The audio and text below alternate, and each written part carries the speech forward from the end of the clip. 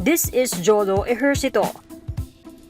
son of former Senator Jinggoy Estrada and grandson of former President Erap Estrada. Netizens crucified him over this leaked Instagram story bearing his thoughts about ABS-CBN shutdown.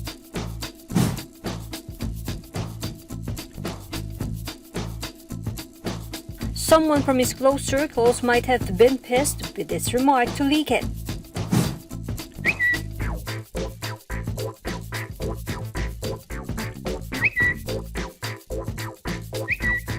Jolo made waves on social media.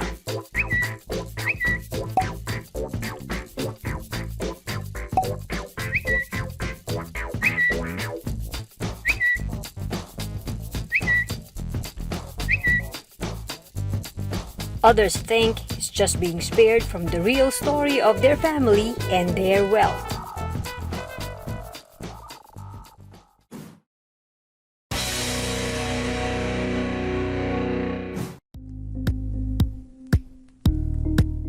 Thank you for watching Politico TV. Please like and subscribe to our channel for more videos.